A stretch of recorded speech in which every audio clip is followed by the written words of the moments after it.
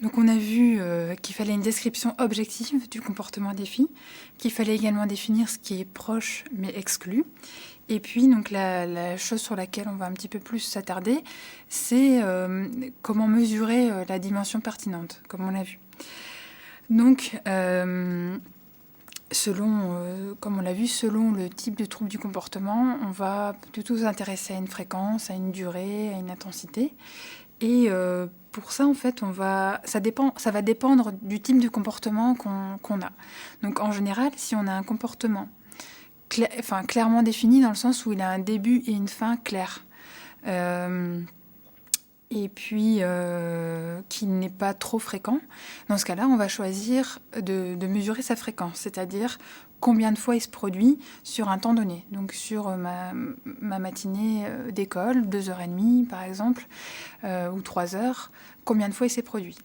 Donc ça c'est ce qu'on appelle la fréquence. Ça peut être aussi le taux, ça veut dire qu'après on ramène par unité de temps, donc combien de fois par heure, combien de fois par minute. C'est utile quand on a des périodes différentes. Par exemple, il peut avoir 3 heures d'école le matin, 2h30 l'après-midi. Et puis, on ne peut pas comparer une fréquence, enfin, on ne peut pas comparer un nombre de fois si la période de temps concernée n'est pas identique. Je ne peux pas comparer combien de fois c'est produit sur 3 heures par rapport à combien de fois c'est produit sur 2h30, parce que forcément 2h30 c'est plus court, donc il y a moins d'opportunités que ça se produise. Donc là, ça va être utile de ramener donc ce nombre par heure ou par minute, éventuellement. Voilà, donc quand on veut mesurer une fréquence, quelque chose qui est bien utile et qu'on utilise, c'est tout simplement un compteur. Voilà, c'est la chose qu'utilisent les personnes pour compter les passagers dans les avions ou les ornithologues pour compter le nombre d'oiseaux qui passent. Enfin, voilà, c'est tout simplement un petit compteur. Donc on accroche en général un petit mousqueton à la ceinture, et puis quand il y a un problème qui se produit, et ben on clique. Et comme ça, on a notre fréquence sans devoir poser, aller côté, etc. C'est quelque chose en fait qui permet de rester fluide et de continuer à faire ce qu'on fait sans perturber ce qu'on est en train de faire. Voilà, ensuite, quand on veut mesurer une durée ou une latence ou un temps interréponse, c'est-à-dire que un temps interréponse, c'est par exemple, j'ai une série d'exercices à faire. Une série de fiches d'exercices, par exemple, j'en ai 5 à faire. Je vais faire la première, et combien de temps je vais mettre entre la fin de la première et le début de la deuxième? Combien de temps je vais mettre avant d'enchaîner, en fait, de m'engager? Et on sait que voilà, les personnes avec autisme, elles ont souvent des troubles des fonctions exécutives, donc c'est-à-dire planifier, enchaîner une action, et que c'est souvent un paramètre pertinent et à enseigner de pouvoir enchaîner des tâches. Et donc, quand je veux mesurer une durée d'un trouble du comportement, ou une latence, ou un temps interréponse, dans ce cas-là, je vais utiliser en général un chronomètre. Donc tout bête, début du problème, ou début de l'arrêt de la tâche, ou je ne sais quoi, je mets en route. La personne se réengage dans son comportement d'exercice, ou alors le trouble du comportement cesse, hop, j'arrête mon chrono et je fais des relevés de temps. Ça peut être, ce qui est pas mal avec les chronomètres, ça veut dire ce qui est bien, c'est que je peux enregistrer mes temps. Donc je suis pas obligée d'aller coter à chaque fois directement combien de temps a duré l'épisode. Ou alors je peux aussi faire de la durée cumulée, c'est j'arrête, je reprends, et à chaque fois le compteur s'arrête là où il était, reprend là où il était, et donc il cumule les temps de comportement des filles ou de non-engagement dans des tâches attendues. Donc voilà, c'est quelque chose d'utile. On va aussi utiliser la durée quand on a un comportement de haute fréquence, en fait, qui n'est pas continu, mais de haute fréquence. Si un élève, il tape tout le temps son stylo comme ça va être plus... mesurer la fréquence, il faut vraiment... la fréquence est très élevée en fait, et c'est souvent les personnes font ça par épisode, et donc ça va être plus pertinent parfois de mesurer la durée d'un épisode plutôt que le nombre d'occurrences. Mais bon, ce qu'il faut savoir, donc, c'est que c'est important de choisir la bonne dimension du comportement à mesurer déjà en amont.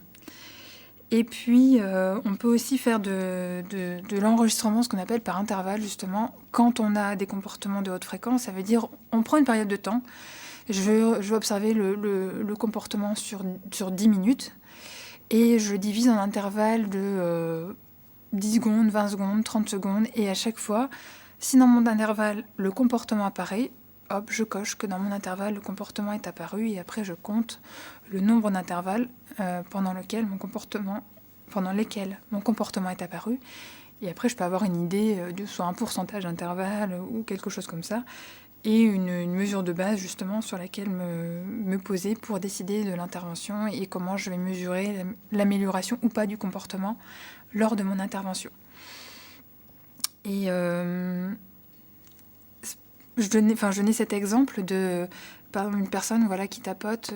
Ça peut être aussi un comportement qui a un début et une fin peu précis. Ça peut être par exemple des personnes qui chantonnent. Si un enfant...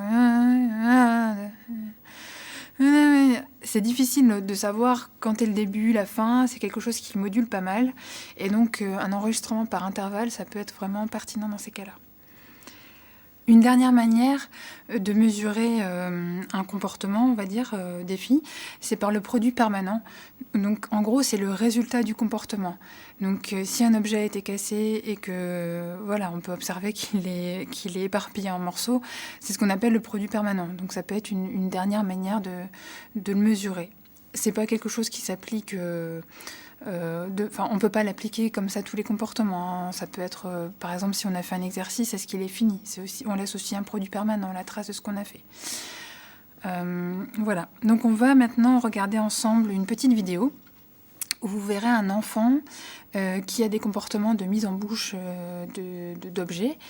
Et donc, l'idée là, c'est pas de débattre est-ce que c'est un comportement des filles ou pas. On va considérer que oui, parce qu'il met en bouche beaucoup de matériel éducatif et que ça perturbe ses apprentissages.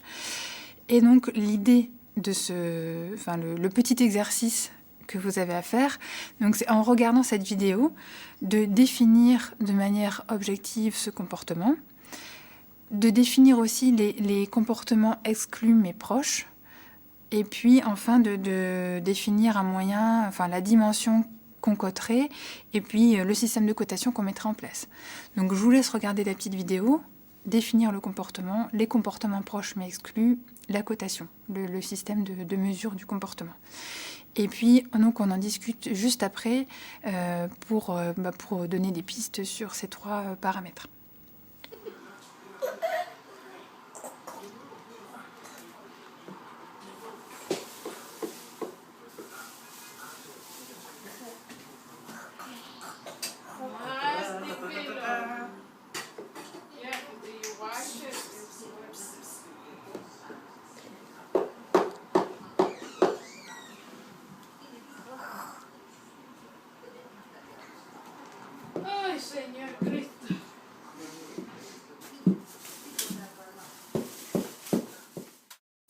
Donc, on a regardé cette petite vidéo.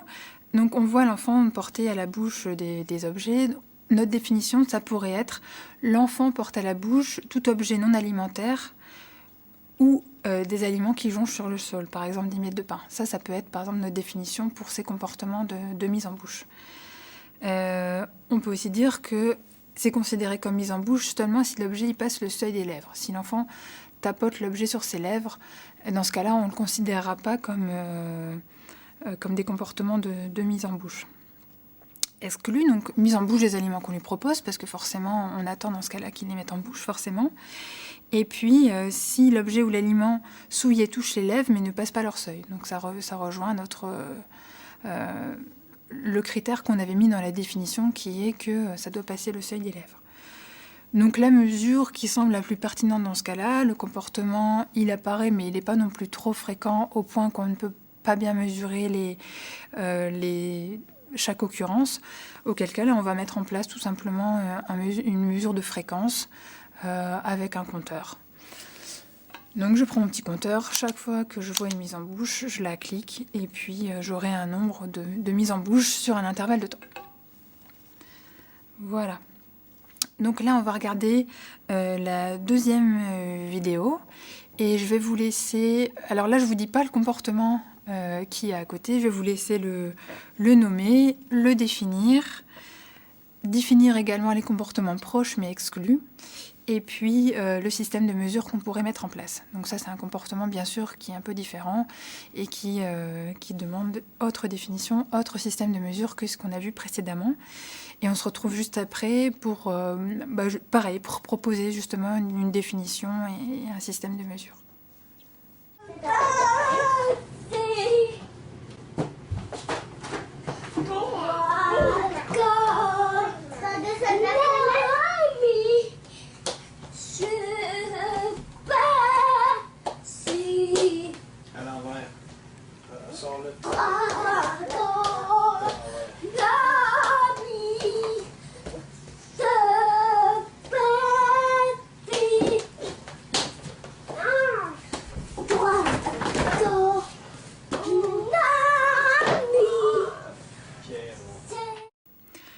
Donc sur cette vidéo, on a vu donc un enfant qui a des comportements, là je pense qu'on peut être assez d'accord, qui peuvent poser problème.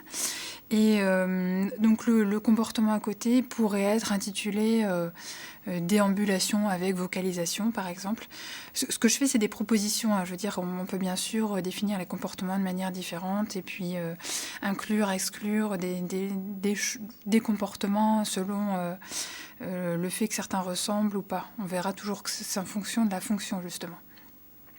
Donc ma définition, ça pourrait être déambulation sans but apparent accompagnée de vocalisation en continu ou quelque chose comme ça. Après, on décide est-ce qu'on inclut, est-ce qu'on exclut des déambulations seules ou des vocalisations seules. On exclut aussi donc, des déambulations avec un but, par exemple se déplacer d'une pièce à l'autre pour aller y faire une activité, pour aller chercher un objet. Et puis la mesure qui semble la plus appropriée, ce serait une mesure de durée, puisque le comportement il est continu. Donc il ne correspond pas à une fréquence, à une mesure de fréquence. Et là, l'intervalle n'est pas nécessaire dans le sens où il n'est pas modulé, il est vraiment continu avec une intensité semblable et un épisode constant. Voilà. Donc on a vu comment repérer et mesurer un comportement défi. Donc ça, c'est la première chose à faire, bien sûr, pour pouvoir se mettre d'accord sur « Ok, c'est un comportement défi, on le voit comme ça, on le mesure comme ça ». Seulement, ce qui va maintenant être pertinent, c'est de pouvoir l'analyser en vue de l'intervention. Et donc, c'est la partie suivante, c'est l'évaluation fonctionnelle des comportements défis.